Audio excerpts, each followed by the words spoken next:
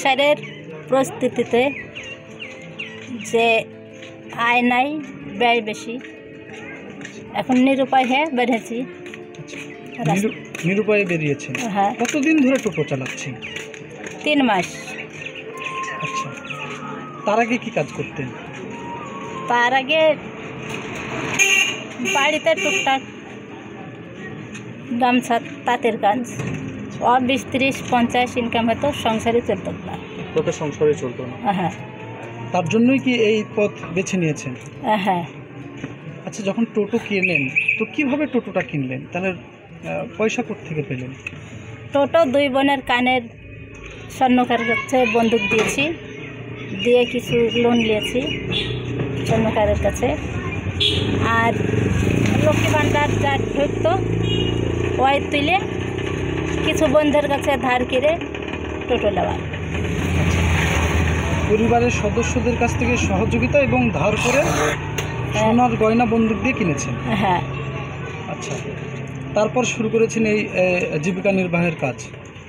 হ্যাঁ। এখন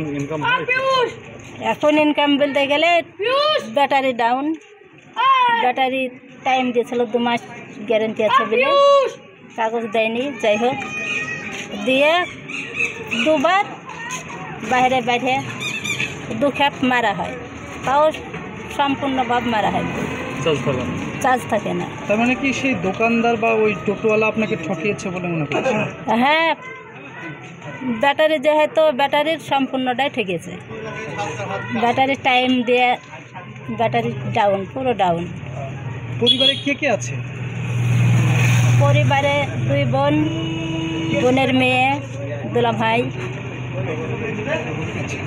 দুলাভাইও অসুস্থ, 12 মাস ওষুধ খেতেই হয়। হ্যাঁ। খুব কষ্ট হয় তো? কষ্ট তো হয়, কষ্ট না হলে নিরুপায় হয়ে বার হবো রাস্তায়। আপনার প্রতিবেশী, এই সমাজ, তারা কি আপনার পাশে দাঁড়ায়নি? না, পাশে দাঁড়ায়নি। আপনি একজন মহিলা হয়ে টোটো চালাচ্ছেন, তাতে কি কোনো লজ্জা আছে আপনার? না। আপনি কি নিজেকে গর্বিত মনে করছেন? হ্যাঁ।